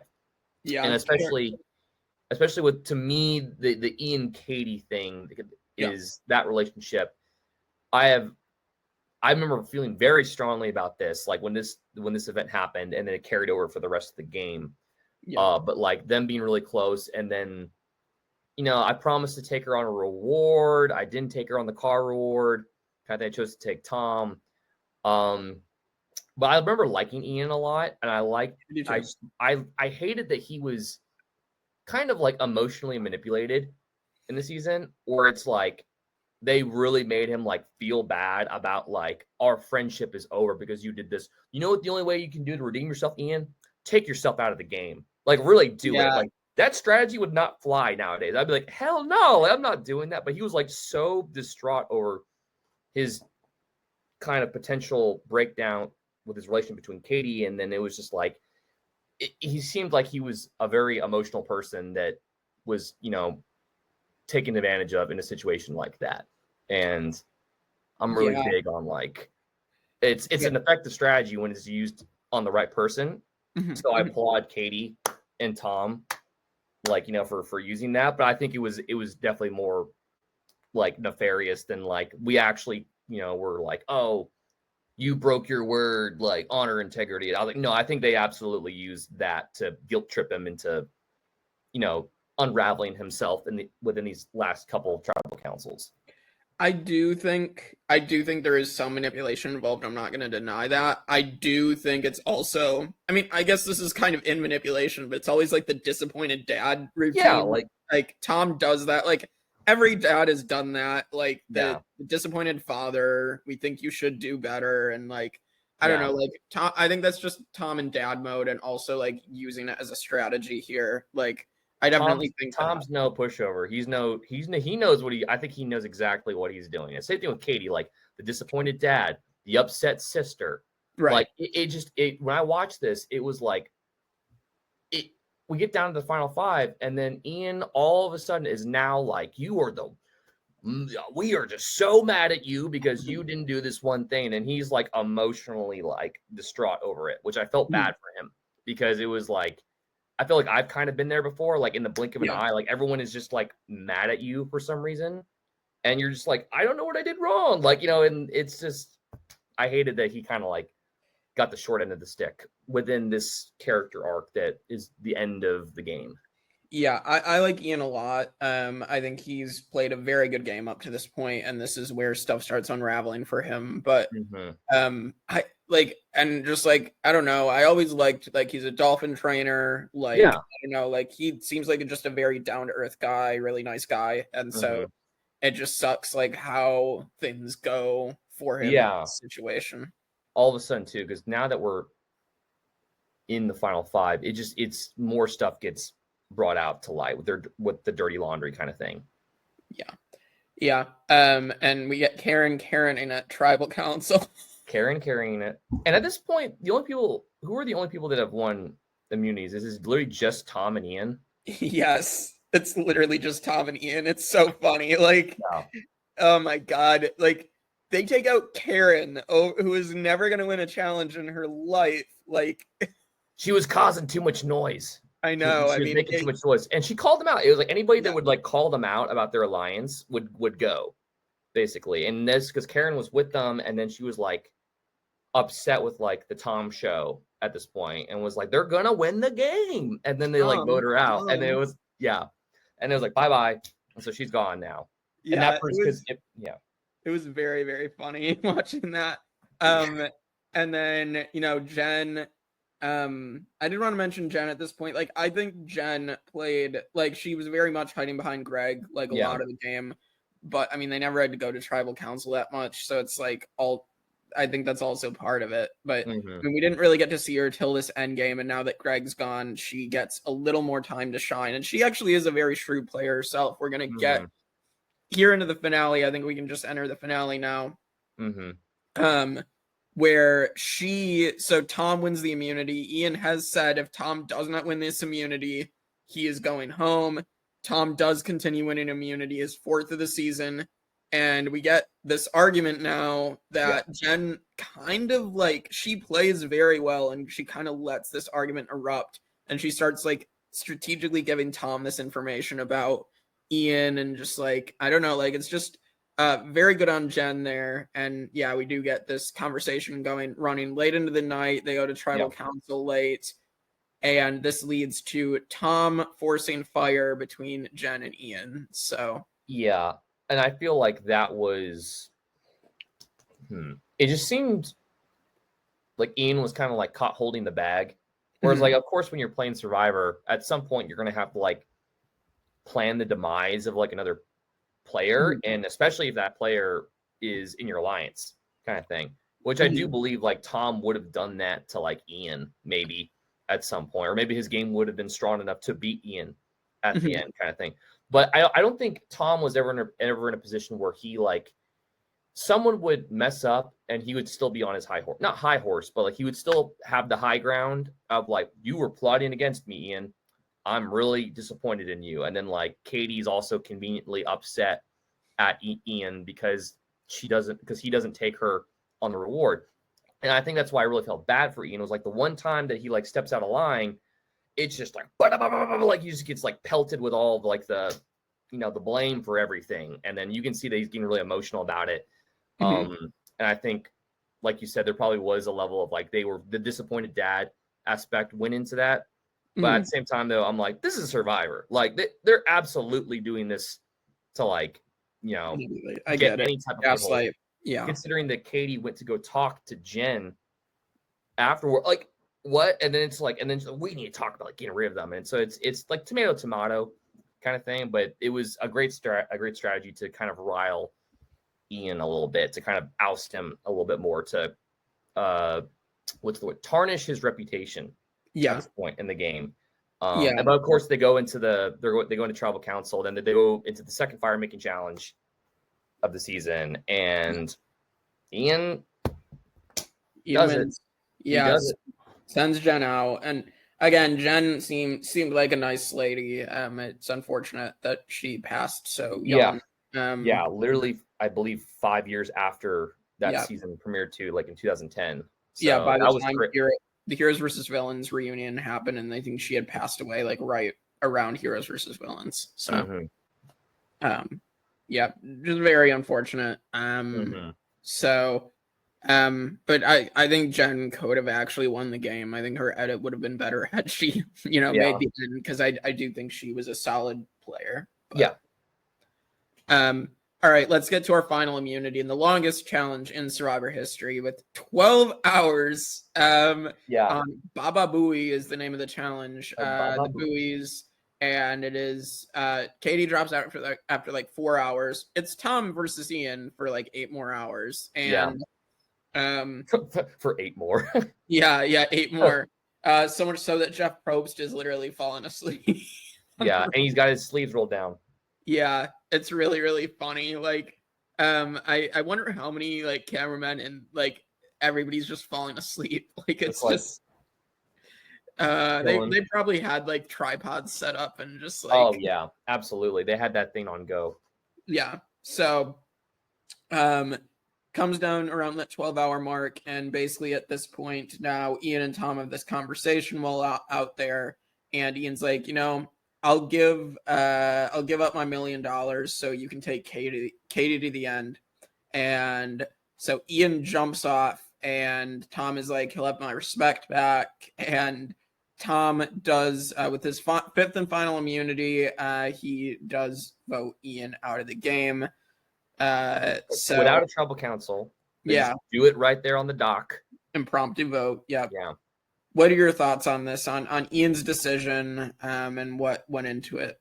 I just felt kind of, I think back to when I first saw this, and I think me getting passionate about a player comes, I was very passionate about Matthew from Amazon, because this is kind of like in the same vein as that, where I felt like Ian was just like, I really think he was, of course, there's, again, the disappointed dad thing, there's the disappointed sister thing, but I was like, what? I was like, you guys, like, what are you doing? Like, I'm like, it was blew my mind that like you have, like, when I see someone that is kind of like, they're obviously getting emotionally manipulated, and it's a perfect strategy. I'm like, they was used against the right person at the time.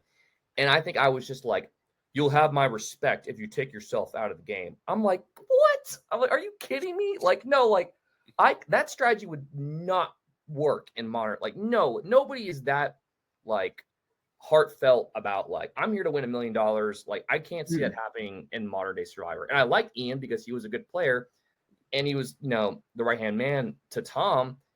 And so I just felt I liked Ian a lot as a character, as a person, as a contestant.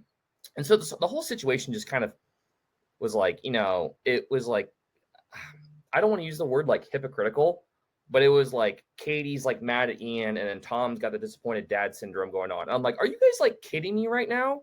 Like, and it was just, it's like, you will have my respect if you take yourself out of the game, and I'll consider our friendship mended. Like, hey Jake, I'll consider our friendship mended if you take yourself out of the game.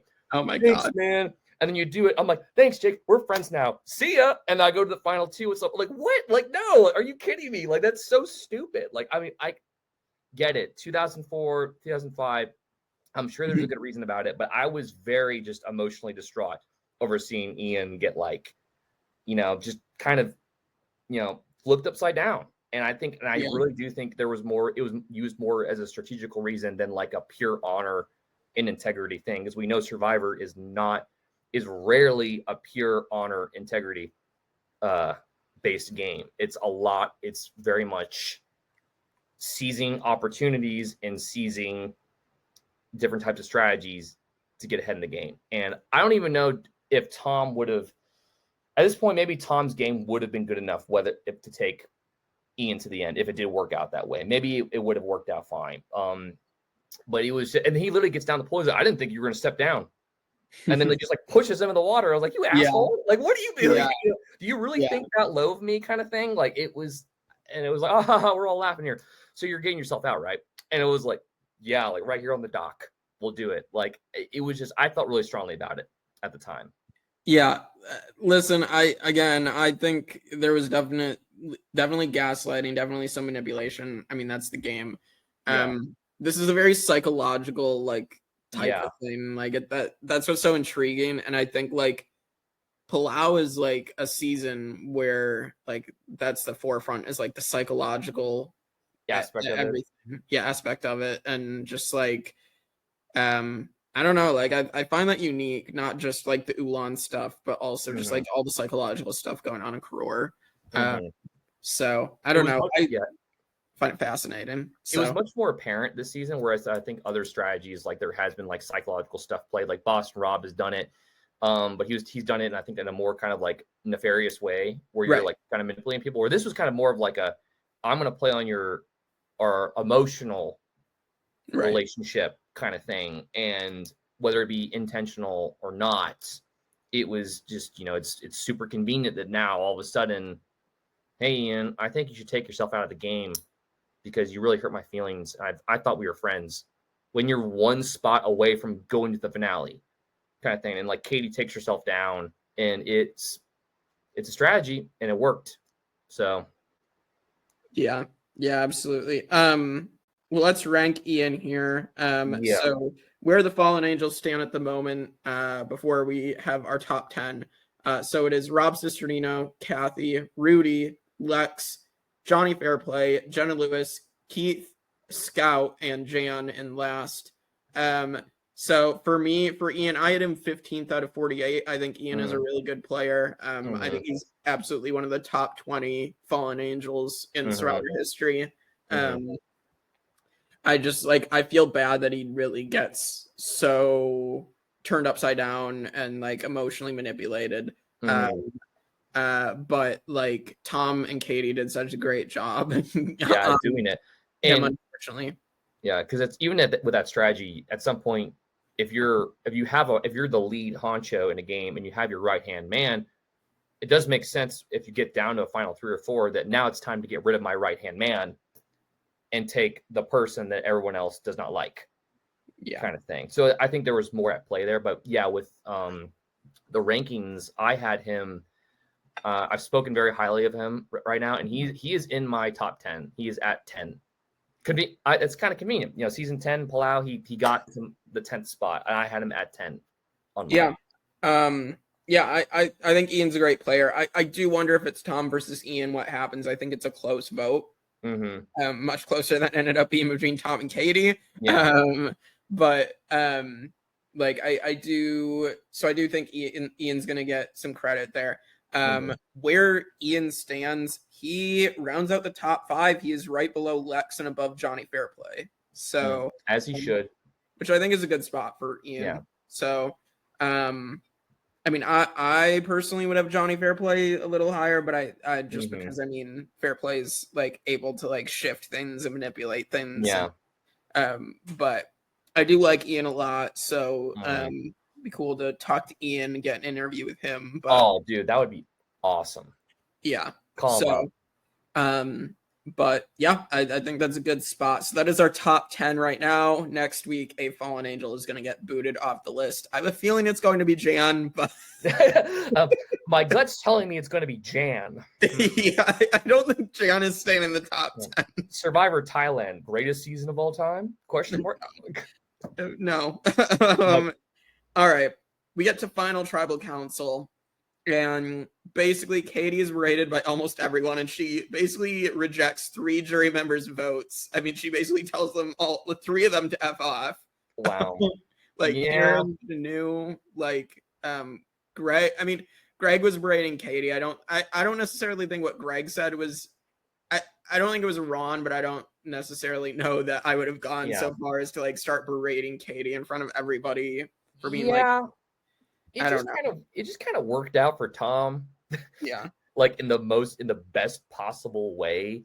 I think it was obviously Tom was able to mostly play this moral character that won a lot of challenges and was in charge and was a leader, like a heroic leader, because that's what would get him on Heroes versus Villains. He's not just a hero, he's a leader. He's a firefighter. You know, he's from New York. Like he's got everything going for him at this time, and he's physically winning stuff. He's on the older side, but he's not that old, kind of thing. And he did get a couple snarky remarks about like you honor integrity, yada yada yada. We've heard it before, but that still didn't sway people's minds from knowing that he was clearly the guy that was driving the success of Koror the whole time. And then Katie was just the person that everybody was pissed at because at least 2 people argued with her all the time, maybe 3 at this point, and maybe everyone had some type of issues with her. But yeah, that ended up, I think, being a pretty obvious victory for Tom Westman. Yeah. And Tom, I think, has a great quote at Final Tribal Council in his speech where he's like, you know, I had to at some point mislead or deceive or whatever, but I never went out of my way to try to hurt people maliciously or like, you know, I tried to play with as much honor and integrity as I could, but you're going to have to do that stuff. So I thought that was I think it was his closing speech. So I thought it was a great closing speech. Yeah. I thought Tom had a great Final Tribal, even though Kobe didn't think so, but I don't think Kobe was ever voting for Tom, to be honest. I think Kobe was looking for any reason to not vote Tom. Doesn't matter as long as you get that W. Well, and Tom almost played the first ever perfect game. He was one Kobe vote away from playing the first perfect game. Yeah, he was just I mean, I'm almost dumbfounded with words. I'm like, he was literally just a good player. Like he was winning immunities. He got the majority of the votes. He was the driving leadership factor on Koror, and he just played a good game. And I think I don't know if he's the last contestant to ever play Survivor that would win based off this mostly moral character game, but he was, I think, he's definitely the first one that Jeff liked the most, I think, at the time. If I remember correctly. Like this one, once Tom won, Jeff was like, Tom's my favorite winner so far. Yeah, well, that's going to change when we get to like Redemption Island and he has to like absolutely moon over Boston Rob. My boy's back. My boy finally won because we set him up. Finally won one. Thank you. All right. So yeah, let's get to the rankings. So losing finalists, to add Katie in here first. So we have Boston Rob at number 1 in All Stars. We have Colby in Australia at number 2, Kelly Wigglesworth In Borneo, number 3. Nalia 4. Kim Johnson 5. Twyla 6, which I think is criminally low. Yeah. Lil Morris at 7. Matthew Butterfeld at 8. And Clay Jordan at 9, last place.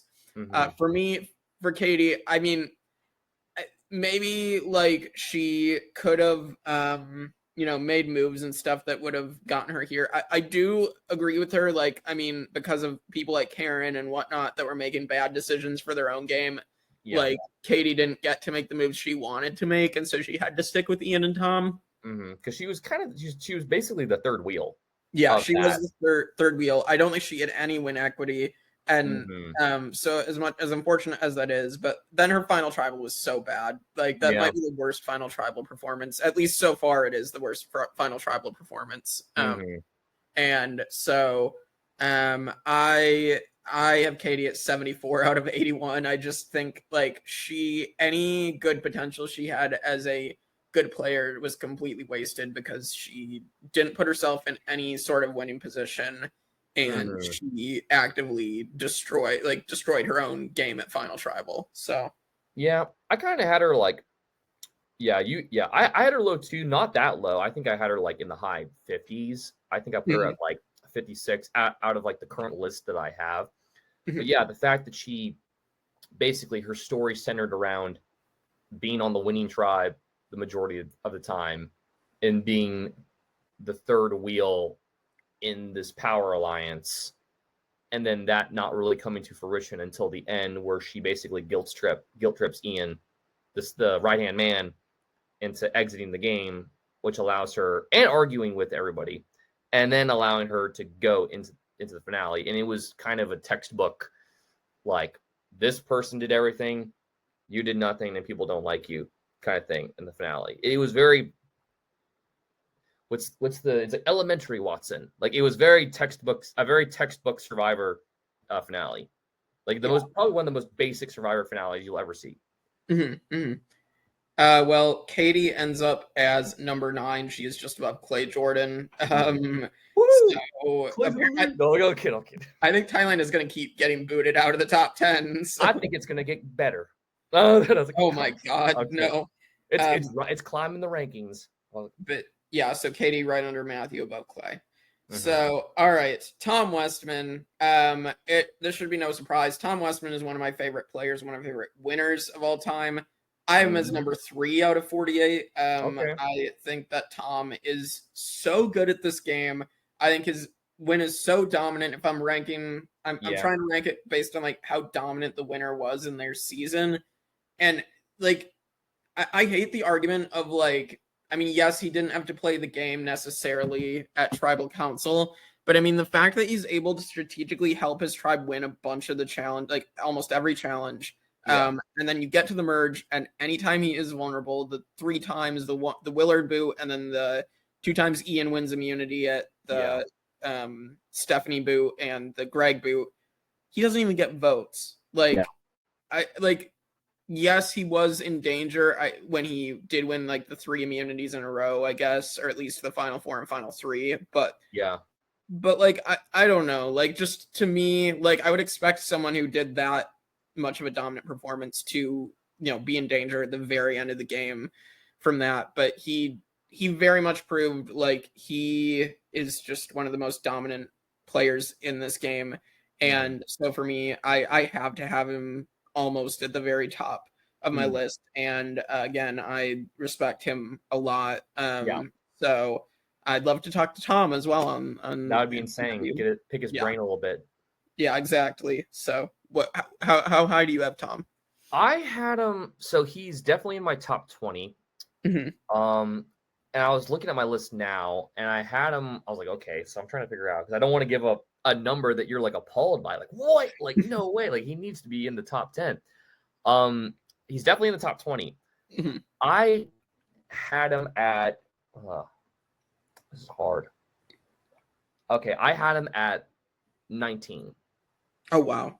Because maybe he should be higher than that, but I was looking at my list and of all these other winners that are ahead of him, and I convinced myself that there was something that these other winners did that I liked a lot more than what Tom did. Yeah. I do like Tom, and he is definitely in this list. And I think I convinced myself to put him at 9. I was lower than that, and I just took him up to 19. And I was like, I don't know if I could put him above certain other people, but he is definitely a good winner, a good player.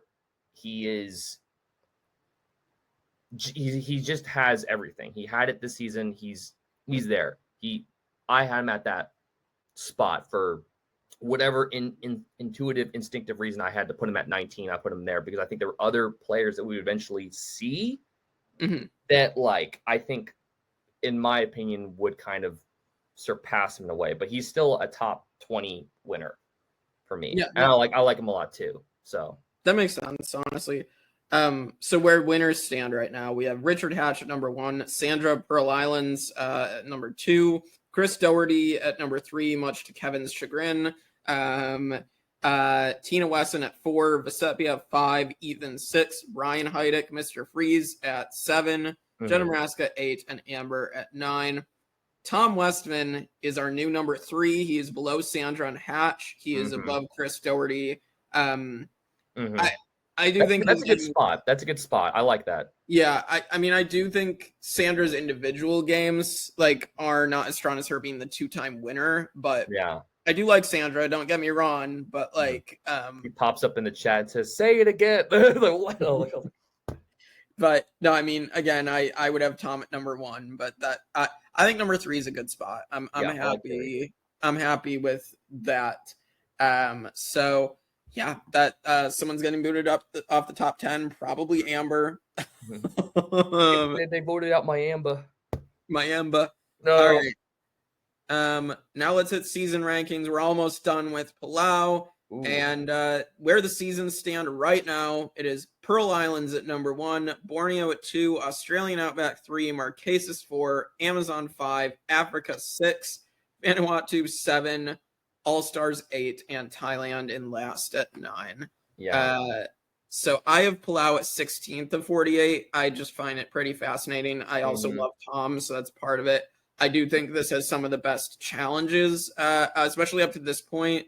I mean, like the water challenges, and you get Sumo at Sea here, you get Last Gasp. Like, you get some of these classic Survivor challenges. And I think that's something that doesn't get talked about enough. You have a lot of meme worthy stuff from the characters in the pre-merge, particularly. And yeah, I mean, I think this is a good season. I think it's a top 20 season. I know people are going to disagree with that because I know the argument is, oh, does this season age well in rewatch? I mean, I get it because of the fact if you don't know Ulan loses everything, it's probably way more interesting than when you know they're going to suck at everything. But I don't know. I still find it fascinating. So yeah, I had it at funny enough, I had it at 19 as well. I think it's a top 20 season.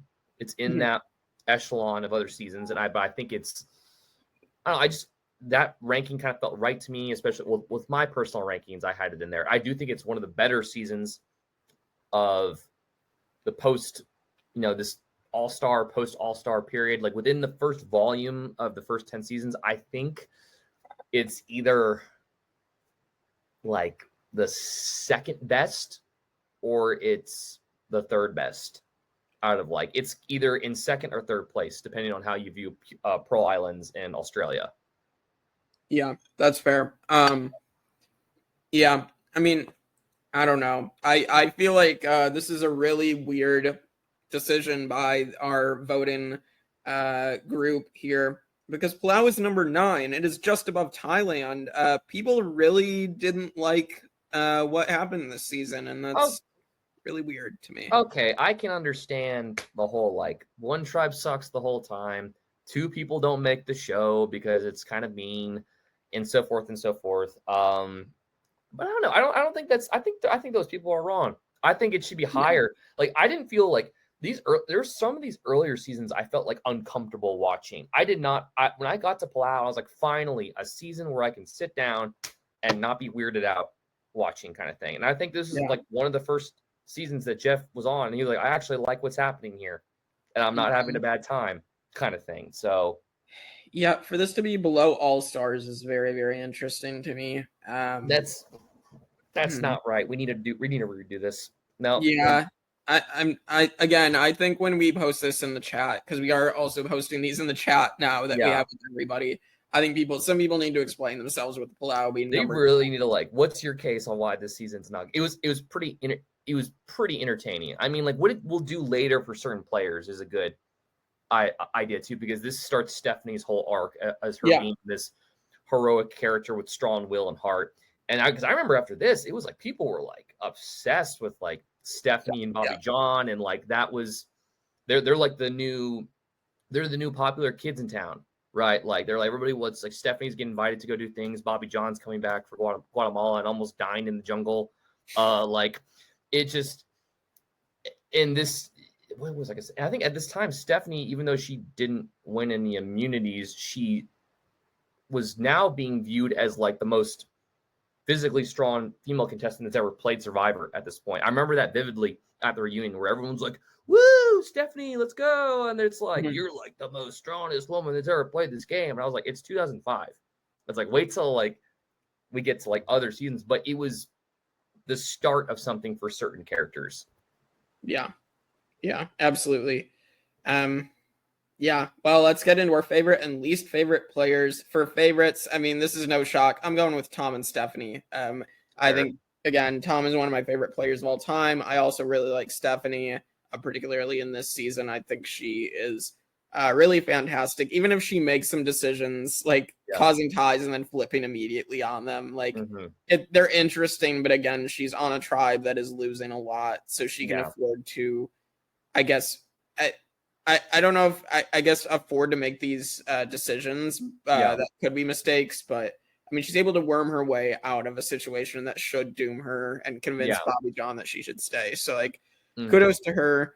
And so I mean I definitely think a lot of people probably think similarly with this season with your favorite man and woman. I don't know if you feel the same, but for I'll be quick. So for women, I will say Stephenie. That's an obvious.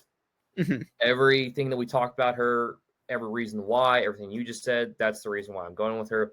The guys a little tricky because for me it was coming down to either Tom or Ian, and just to kind of be a little different, I'll say Ian because I felt like really kind of strongly attached to him, just being this guy who like. You know, I've kind of sort of been in his shoes where it's like, for no, like you mess up like one time, like even slightly, and all of a sudden everyone's just like berating you for like no reason. And I'm an emotional person. I could tell he was an emotional person, and it's hard to, you know, dig yourself out of a hole like that when you're, especially if you're being like potentially emotionally manipulated. And I liked him a lot because of that, I think. Yeah, that makes sense. All right. Least favorite player. I had a hard time with this, particularly the men. Me too. Because to me, like the men, most people offered something. I mean, even someone that's not as meme worthy, like Ibrahim was the first Muslim contestant. That's pretty cool. And like representation is super important. So it was kind of cool, really cool to see that. I mean, we won't get another Muslim contestant till Omer in 42. So that's very, very wild. And like, at least, you know, it's good to laugh at James.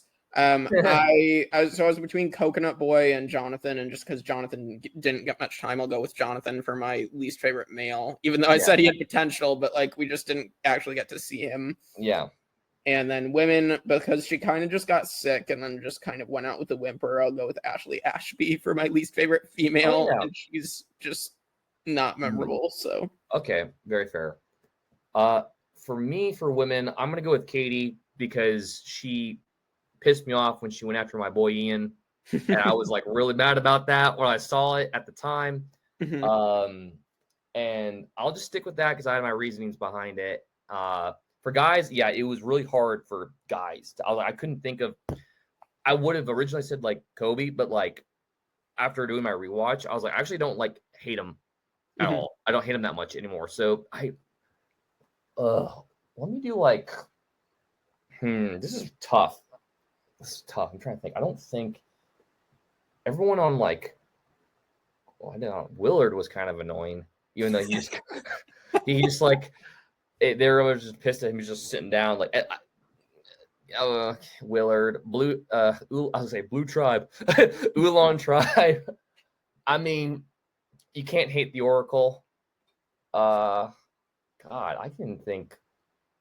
I'll go with Willard because Willard, because Greg said Willard's been getting a free ride this whole time, and he was supposed to watch the fire, and he let it go out. That's a big no-no in Survivor World. He's got to go. Rick to the immunity idol, Willard. Rick to the immunity, yes. So I'll go with that. All right. So last question. How did this season contribute to the evolution of Survivor as we know it? It's a question for me? Yeah. Okay. Just looking around here. No, how did it impact? I mean, it's the 10th season. It's a big deal, but it's not a big deal. At this point, Survivor's like, we're surprised that we've made it this far.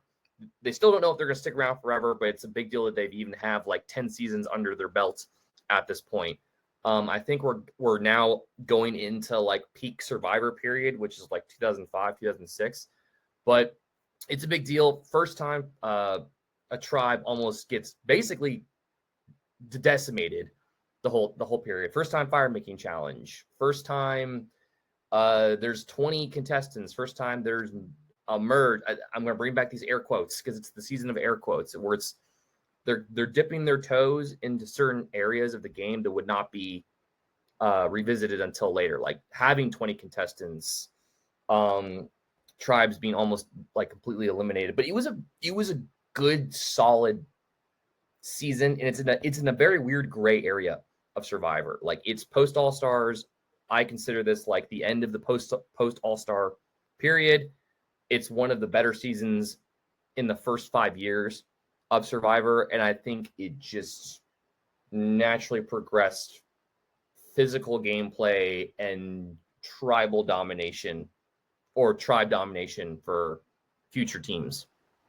Yeah, I think the season kind of evolved the challenges, as I said. Like, I really think this is where they get a lot of their more physical challenges. We've had a couple in the past seasons, but really not like just the attack zone. I think really from my memory. And that was in Thailand and Pearl Islands. So like something like that. This is now like we get so many more physical challenges in this pre-merge, especially.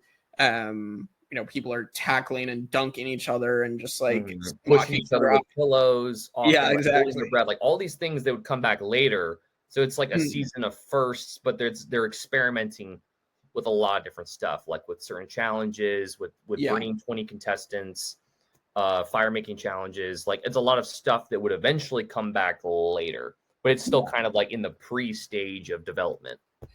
Yeah, exactly. And just like to have a tribe that just dominates, and like how far are people, and most importantly, how far is production willing to go to let this happen, to let a tribe go down to one person?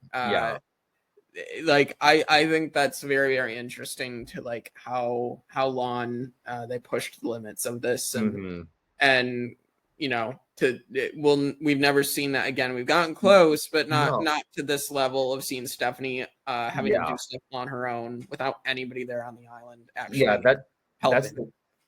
that's the weird thing with the season is like it was literally like an experiment with see how far they could go with just literally going down to the bones of like production level of like one person left on the tribe, and that's never been done really ever again. And it was just like them testing their limits with how far they could go production wise for the season, which was a big deal. And they learned that they could literally, if they wanted to, they could just go all the way down to one person. And that's what they proved. And they did it. Yeah.